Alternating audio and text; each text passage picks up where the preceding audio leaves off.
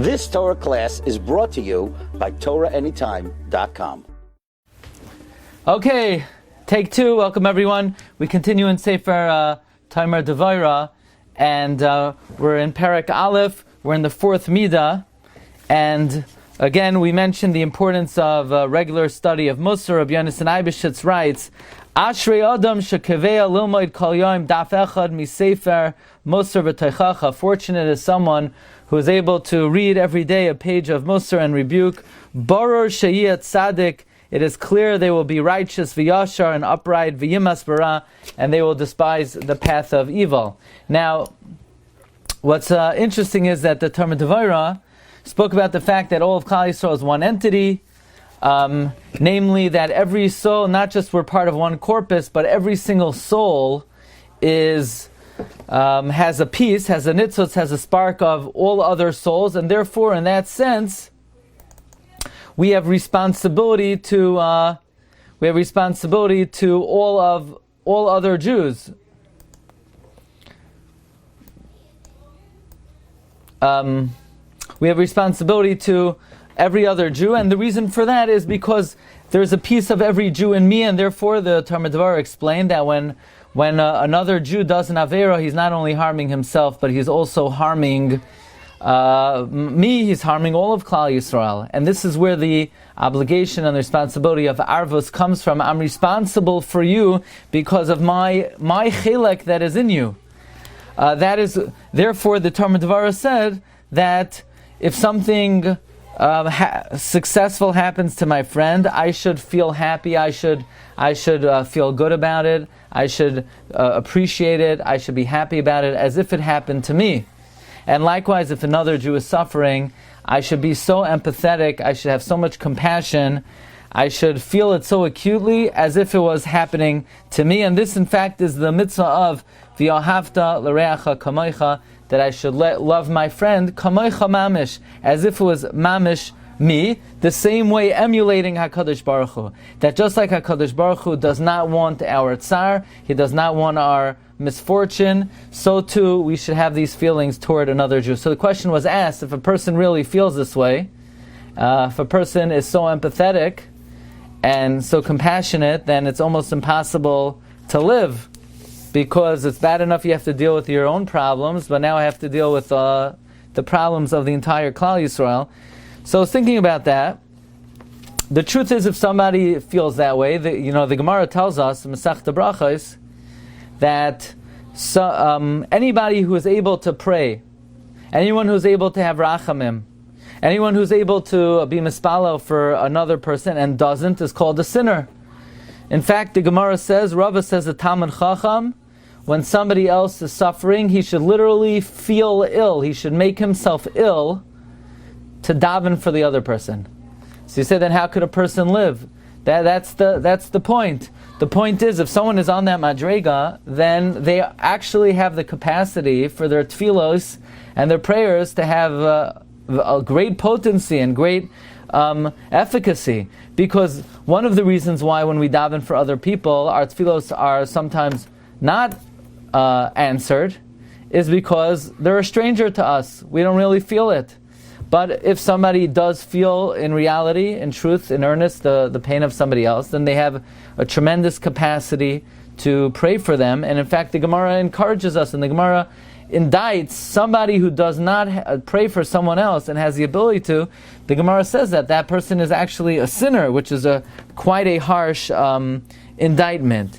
Now, it's very interesting. It is brought in many Sfarim, and the Ramchal speaks about this in the Maimer HaChachma, that the purpose of Shibud Mitzrayim was to expunge Klal Yisrael from their zuhama, from their poison that was injected into them when Adam HaRishon ate from the Eitz Hadas. And the question then is that Shevet Levi, who did not experience Shibud Mitzrayim, how in fact did they cleanse and expunge the zuhama from Adam HaRishon? And Rabbi Aaron David Goldberg in Ha'aron Nun Tes points out that it was through this Middah of empathy, of sympathy that they had for their brethren, that instead of their actual slavery, vicariously they felt the slavery of Klal Yisrael. And this is actually a big boon and a big windfall for the empathizer, because although he acutely feels the pain of the other as if it's his own, but it's certainly better than actually having that tsar. Similar to what we find by Moshe Rabbeinu, that Moshe Rabbeinu was noisein einoi v'libai al tsaras Yisrael. Moshe Rabbeinu focused and empathized and sympathized with Klal Yisrael in order to reach this madrega, and ultimately Moshe Rabbeinu also was expunged from whatever zuhama he may have had. Now, talking about the importance of this middah of empathy and sympathy, what's remarkable is Hashem's first interaction with Moshe Rabbeinu. His introduction to Moshe Rabbeinu is he meets Moshe Rabbeinu in the sneh, and Rashi wants to know, why is God appearing in a sneh? Why not in a majestic cedar tree? And Rashi says Hashem was telegraphing the message, Imoi anochi b'tzara. I am with Klal Yisrael in their time of pain. At such a time I will not rest in a comfortable, beautiful tree, but I feel the pain of Klal Yisrael, similar to what we learned yesterday, that at Sinai, Hashem revealed himself to Klal Yisrael, v'sachas raglav kalivnas hasapir. The Ribbon Shalom showed Klal Yisrael that when they were in Egypt, he always thought about their pain and their bondage working with the bricks.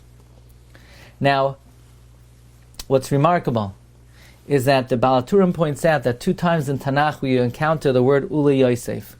We have Uli Yosef Yulad Shnei Banim B'Taram Tava Shnas Harav, that to Yosef was born 2 children before the years of famine. That was the first time we find the word Uli Yosef. And then we find Uli Yosef Amar Mevayreches Hashem Artzai. That to Yosef he said, God should bless your land. Mi meget shamayim meyal, umi tahim revetzas tachas, umi meget tvoi shamesh, umi meget geras yerachim, umi roish harei kedem, umi meget givos oilam, umi meget eretz umalaya uretzayin shaykh nisna. 2 times we have the word Uli Yosef. One, that Yosef did not engage in pleasure. Yosef did not engage in indulgence. Yosef had children before the famine, but while the world was suffering, he did not have children. And the second Yosef is, Yosef got the boon. Yosef got the jackpot. Rashi says, Lo haisa eretz mevayreches ka'artzei shel Yosef. Yosef had the most fertile land in Israel. Why was Yosef zoicha to such success and bounty?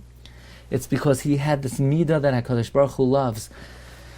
Because he was imay anochi b'tzara, because he empathized and sympathized with other human beings, Yosef was zoicha to tremendous bounty, tremendous windfall. Because Uli Yosef yulad shnei banim b'taram tava shnas harav, therefore Uli Yosef amar mevayreches Hashem artzai. But one last point. What is the Ribbon Shalom called in this pasuk?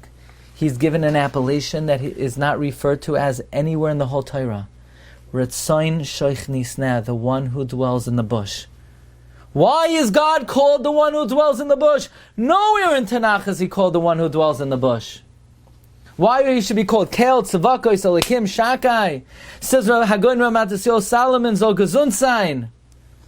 Hashem is giving Yosef the bounty because Uli Yosef Yulad Shnei Banim B'Taram Tava Shnas Harav, and therefore Uli Yosef Amar Mevareches Hashem Artzai. So Hashem is saying, you know why I love you, you know why I'm giving this to you? It's Ritzayin Shoich Nisneh. This is the will of me, who dwells in the bush, who has the Middah Ima Anochi B'Tzara. You emulated me, you followed me, you paralleled and copied me. This is the Middah I love, this is the Middah that I look for to bestow goodness on somebody. And Rav Goldberg quotes in footnote Samach an amazing ha'ara of Reb Chaim Shmulevitz. And that is, Reb Chaim says, the Gemara in Soita and Lamed Vavam Abeis says on the pasuk, Binyamin had many children, Mupim and Chupim, Erd, Bella. Why Mupim and Chupim? Mupim, Oive, I feel so bad, you weren't at my chasana. It hurts me, and I memorialize that in the name of my son. Chupim, I feel so bad I wasn't at your chasana. Says Reb Chaim Shmulevitz, it's the same way a person feels pain forever and may even memorialize it.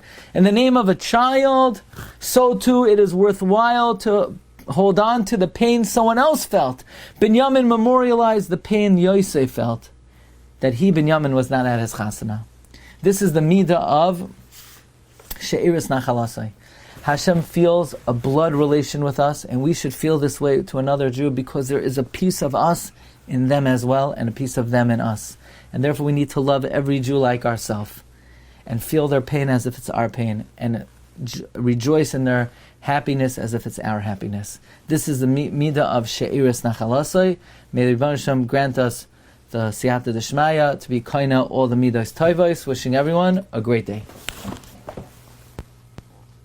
You've just experienced another Torah class brought to you by TorahAnytime.com.